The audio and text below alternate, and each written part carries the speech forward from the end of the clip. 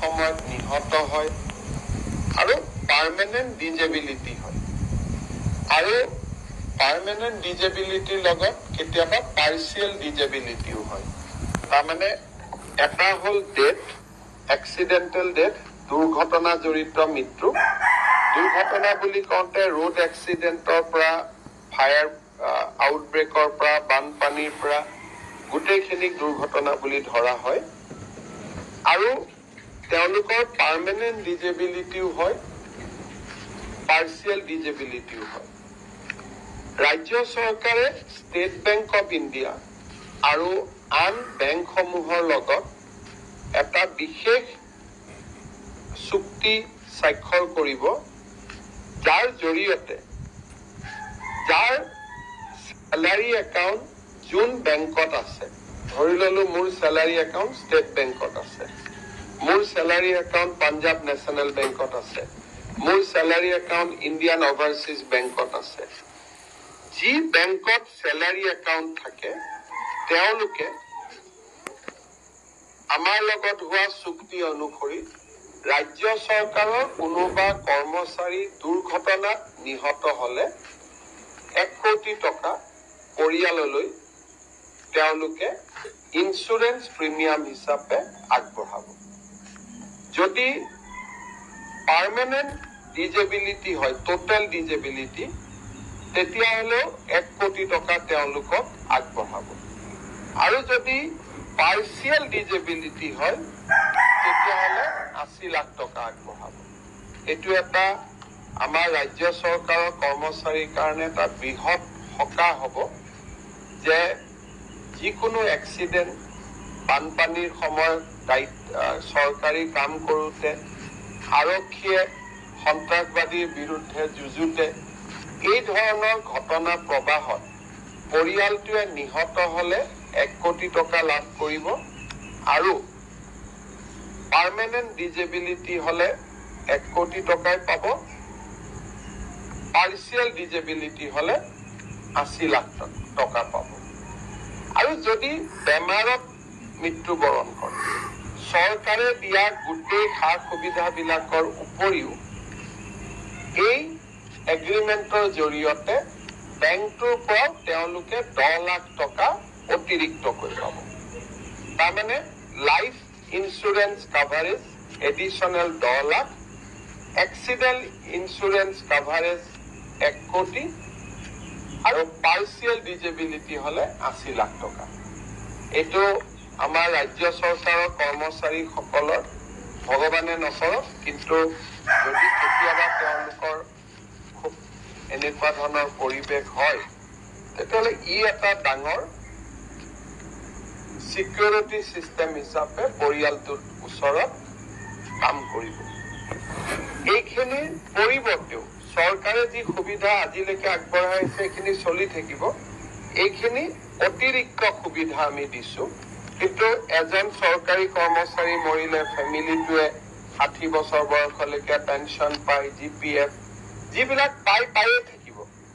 এইখিনি হ'ল তেওঁলোকলৈকে আমি আগবঢ়োৱা এটা অতিৰিক্ত ইয়াৰ পিছত আমাৰ কেবিনেটে আজি অহা 2 অক্টোবৰত আৰম্ভ কৰিব পৰাকৈ 39খন সমজিলা অসমীয়াত নাম হ'ব সমজিলা ইংৰাজীত নাম হ'ব সাব ডিস্ট্ৰিক্ট তাক অনুমোদন কৰে এই সাব ডিস্ট্ৰিক্ট 39খন হ'ল ধুবুৰী জিলাৰ বিলাসীপাৰা গোলকগঞ্জ বঙাইগাঁৱৰ অভয়াপুৰী কামৰূপৰ ৰঙিয়া নগাঁৱৰ কলিয়াবৰ ৰহা বিশ্বনাথৰ গহপুৰ আৰু বিহালী এখন গহপুৰত হ'ব এটা বিহালীত হ'ব লখিমপুৰৰ ঢকুৱাখানা ধেমাজিৰ জোনাই তিনিচুকীয়াৰ মাৰ্ঘেৰিটা শদিয়া ডুমডুমা শিৱসাগৰৰ নাজিৰা ডিমৌ যোৰহাটৰ তিতাবৰ গোলাঘাটৰ বোকাখাট সৰুপথাৰ দেৰগাঁও কাছাৰৰ লক্ষীপুৰ গোৱালপাৰা ৱেষ্ট কামৰূপ মহানগৰৰ দিছপুৰ ডিমৰীয়া নিউ গুৱাহাটী জালুকবাৰী দৰঙৰ চিপাজাৰ দলগাঁও মৰিগাঁও জাগিৰোড লাহৰীঘাট হোজাই লামডিং, শোণিতপুৰ জিলাৰ ঢেকিয়াজুলি নদুৱাৰ, ডিব্ৰুগড়ৰ খোৱাং, দুলিয়াজান, টিংখং, নাহৰকটীয়া, চৰাইদেউৰ মাহমৰা, কৰিমগঞ্জৰ পাথাৰকান্দি, ৰামকৃষ্ণ নগৰ, এই কেইখনত আমাৰ সাব ডিষ্ট্ৰিক্ট বা সমজিলা আমি আৰম্ভ কৰিম অহা 2 অক্টোবৰৰ পৰা। কেবিনেটে আজি এই সমজিলাসমূহক স্বীকৃতি দিয়ে। এতিয়াৰ পৰা মাটি বাৰীৰ কাম কাজ, বিভিন্ন MLA fund, untied fund, excise related যিমানবিলাক কাম কাজ হয়, এই গোটেইবিলাক সমজিলাতে আমি সমাপন কৰিব পাৰিম। আজি পৰিয়াল নহয়, জনসংখ্যা 20 লাখ জনসংখ্যা, পৰিয়াল যদি আমি এভাৰেজ 4 জন কৰি ধৰো 5 লাখ হ'ব। 20 লাখ জনসংখ্যাক অতিৰিক্তভাৱে ৰেচন কাৰ্ড দিয়াৰ বাবে সিদ্ধান্ত গ্ৰহণ কৰে। 15 ছেপ্টেম্বৰৰ পৰা ৰাইজে আবেদনো কৰিব পাৰিব আৰু জিলা ভিত্তিক বিতৰণো আমি 15 ছেপ্টেম্বৰৰ আগতে আমি কৰি দিম। ইও ৰাইজৰ বাবে এটা সহায় হ'ব যে 20 লাখ লোকে অতিৰিক্তকৈ ৰেচন কাৰ্ড লাভ কৰিব। আমাৰ 19 নৱেম্বৰৰ দিনটো আমি ইতিমধ্যে ঘোষণা কৰিছিলোঁ যে সিদিনাখন ৰেষ্ট্ৰিক্টেড হলিডে হ'ব। বীৰ ৰাঘৱ মৰাণ দিৱস হিচাপে ইয়াক চৰকাৰে পালন কৰিব উইথ ৰেষ্ট্ৰিক্টেড হলিডে। এই বিষয়টো আজি কেবিনেটে অনুমোদন দিয়ে। আজি কেবিনেটে আমাৰ অসমৰ প্ৰচলিত ইণ্ডাষ্ট্ৰিয়েল পলিচি আৰু ষ্টাৰ্টআপ পলিচি, এই দুইটা পলিচিক আমি এক্সপায়াৰী হৈ গৈছিলে, ইয়াক আমি অনিৰ্দিষ্ট কাললৈ এক্সটেনশ্যন আমি দিওঁ, যাতে ইনভেষ্টমেণ্টৰ যিটো নতুন ধাৰা অসমত আহিছে সি যাতে অব্যাহত থাকিব পাৰে। জাগিৰোডৰ টাটাৰ ছেমি কণ্ডাক্টৰ ইণ্ডাষ্ট্ৰীৰ সমীপতে টাটা গ্ৰুপক এখন হোটেল, তাজ হোটেল খুলিবৰ বাবেও আজি ৰাজ্য চৰকাৰে অনুমোদন দিয়ে। ইয়াৰ ফলত ছেমি কণ্ডাক্টৰ ইণ্ডাষ্ট্ৰীৰ লগতে তাজ হোটেল এখনো নতুনকৈ জাগিৰোডত প্ৰতিষ্ঠা হ'ব। ই পৰ্যটন ক্ষেত্ৰকো শক্তিশালী কৰিব। ছেমি কণ্ডাক্টৰ ইণ্ডাষ্ট্ৰীৰ কাৰণে অহা বিভিন্ন বিনিয়োগ, উদ্যোগপতি, ব্যৱসায়ীসকলকো ই থকা মেলাৰ সুবিধা প্ৰদান কৰিব। অসম চাহ নিগমৰ, আমাৰ আছাম টি কৰ্পৰেশ্যনৰ চৰকাৰৰ অধীনত থকা গোটেই কেইখন বাগিচাত আজি আমি 20% পূজাৰ বানচ আমি ঘোষণা কৰিছোঁ। আপোনালোকে জানে যে এতিয়া গোটেইবোৰ বাগিচা আমাৰ লগত নাই, বহুত কেইখন বাগিচা আমি লিজ আউট কৰি দিছোঁ, কিন্তু যিকেইখন বাগিচা আমাৰ লগত আছে আৰু লিজৰ ডিউৰেশ্যন চাই যিটো সময়লৈকে চৰকাৰৰ লগত আছিলে, এই গোটেই সময়খিনিৰ কাৰণে আজি আমি 20% পূজাৰ বানচ চৰকাৰে ঘোষণা কৰিছে আৰু এটা ইনষ্টলমেণ্টতে আমি এই গোটেই পূজাৰ বানচ দিবৰ কাৰণে সিদ্ধান্ত গ্ৰহণ কৰিছোঁ। কেবিনেটত আমি আৰু এটা ডাঙৰ সিদ্ধান্ত লৈছোঁ। তাৰ বিষয়ে অহাৰ আগতে মই লখিমপুৰ জিলাৰ বাবে আমি হাতত লোৱা কিছু আঁচনিৰ বিষয়ে আপোনালোকক জনাব খুজিছোঁ। লখিমপুৰ জিলাৰ ৰঙানদী সমষ্টিত আমি Dijoo Kimin road to NH15 at Harmoti via Phulbari, Dhekiajuli, Shantipur, এই ৰাস্তাটো প্ৰায় 34 কিলোমিটাৰ ৰাস্তা। এই ৰাস্তাটো বনাবৰ কাৰণে আমি 27 কোটি টকা আজি কেবিনেটে অনুমোদন কৰিছে। আমাৰ ডিক্ৰং নদীৰ ওপৰত বাহানাবাৰী টু চিচাপথাৰ ব্ৰিজৰ এই গোটেই যিটো এপ্ৰ'চ, গোটেই এৰিয়াটো আছে left bank of Dikrong river, তাতে ৰোড কাম এম্বেকমেণ্ট এটা বনাবৰ বাবে আমি 25 কোটি টকাৰ অনুমোদন দিছোঁ। লালুক কলেজত বিজ্ঞান শাখা এটা প্ৰতিষ্ঠা কৰাৰ বাবেও লালু কলেজত বিজ্ঞান শাখা এটা প্ৰতিষ্ঠাও আজি আমি অনুমোদন দিছোঁ। নাওবৈচা বিধানসভা সমষ্টিত খাৰখাতি ব্ৰিজ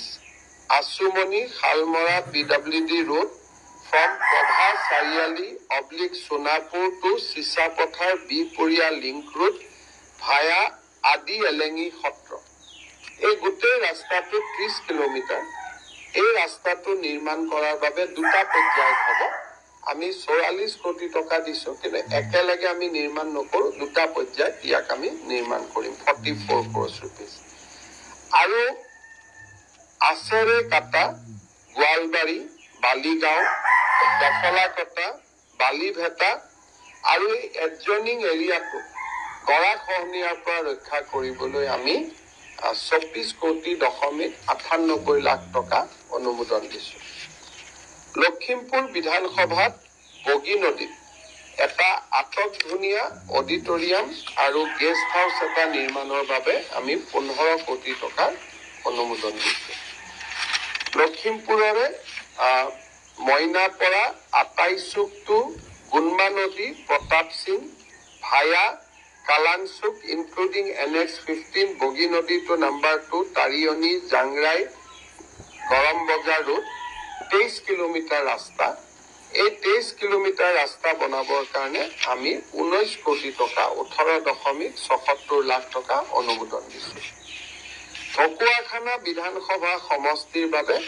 ঢকুৱাখানাৰ বৰ্তমান 30খন বিচনাযুক্ত চিকিৎসালয় আমি 200খন বিচনাযুক্ত জিলা হস্পিটাললৈ উন্নত কৰাৰ বাবে আজি কেবিনেটে অনুমোদন জনাইছে। ফাট বিহুত এটা কালচাৰেল কমপ্লেক্স নিৰ্মাণ কৰাৰ বাবে কেবিনেটে 20 কোটি টকাৰ অনুমোদন আগবঢ়াইছে। বিপুৰীয়া বিধানসভা সমষ্টিত মাধৱদেৱ জন্মক্ষেত্ৰ, তাতে দুখন ধাম আছে, এখন আমাৰ লেটেকু পুখুৰী আৰু এখন উজিৰৰ টোল। এই দুইখন আৰু তাৰ ৰাস্তাটো সুন্দৰ কৰি নিৰ্মাণ কৰাৰ বাবে আমি 30 কোটি টকাৰ অনুমোদন দিছোঁ। তাত এটা পইচা ৰাস্তাত খৰচ হ'ব, আন দুটা পইচা দুইখন থানত খৰচ কৰা হ'ব। আৰু অনিৰুদ্ধ দেৱ জন্মক্ষেত্ৰৰ বাবে আমি 15 কোটি টকাৰ এটা আঁচনি অনুমোদন কৰিছোঁ। লখিমপুৰৰ লগত সম্পৰ্ক নহয়, তথাপিতো যোৱাকালি আহোঁতে মই চাই আহিছিলোঁ কাৰণে বিহালী সমষ্টিৰ বেডেটিত এখন নতুন মডেল ডিগ্ৰী কলেজ স্থাপনৰ বাবেও আজি কেবিনেটে অনুমোদন দিছে। এইখিনি হ'ল লখিমপুৰ। এতিয়া মই এটা চিৰিয়াছ বিষয়বস্তুলৈ আহিছোঁ। আপোনালোকে জানে যে অসম চুক্তিৰ 6 নম্বৰ দফা ৰূপায়ণৰ ক্ষেত্ৰত জাষ্টিছ বিপ্লৱ শৰ্মা কমিটি গঠন কৰা হৈছিল। আৰু কমিটিৰ ৰিকমেণ্ডেশ্যন দিওঁতে আমি কৈছিলোঁ যে কমিটি আমাক 3 বছৰ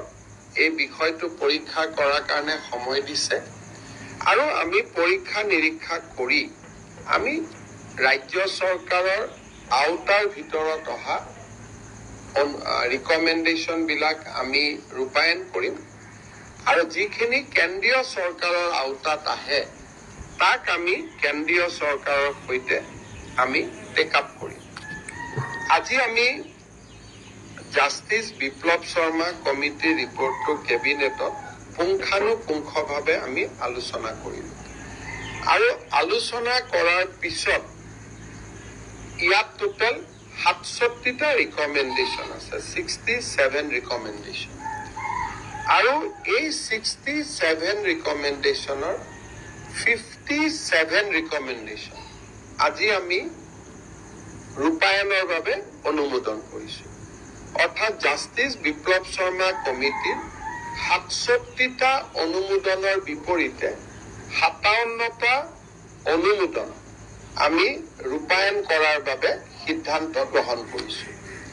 সদৌ অসম ছাত্ৰ সন্থা আৰু আন সংগঠনসমূহৰ লগত কথা পাতি আমি 57টা ৰিকমেণ্ডেশ্যন 2025 চনৰ 15 এপ্ৰিলৰ আগতে আমি ৰূপায়ণ কৰাৰ বাবে আজি কেবিনেটে এটা ৰোড মেপ এটা আমি প্ৰস্তুত কৰিছো কিন্তু আজি আমি ৰোড মেপ কেইটাৰ ওপৰত বিশদ কথা আলোচনা কৰিব খোজা নাই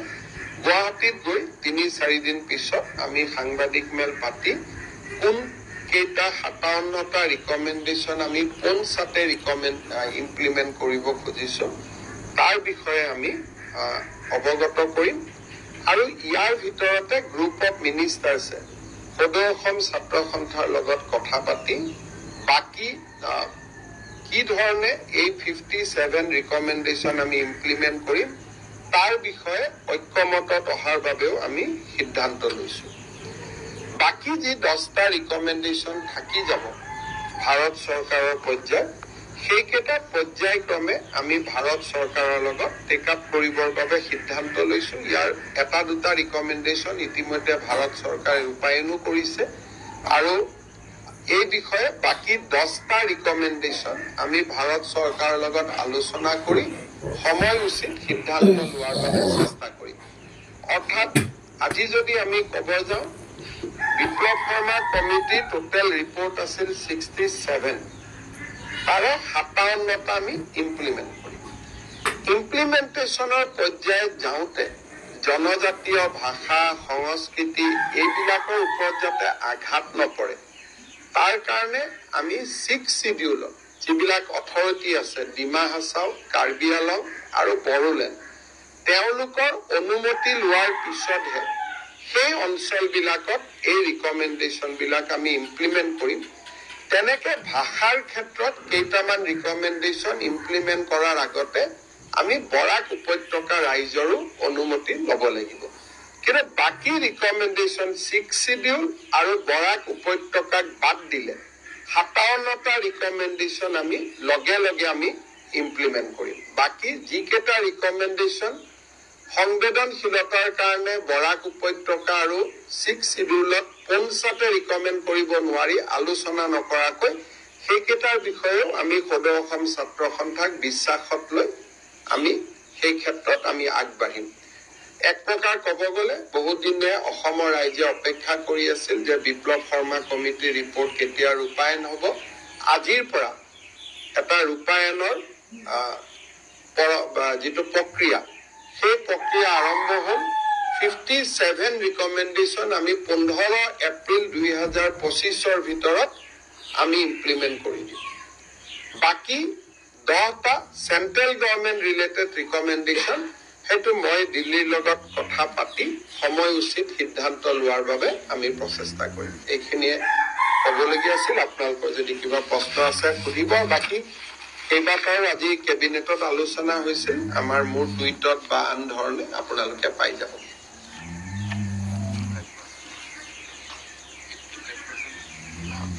So total 85% recommendation.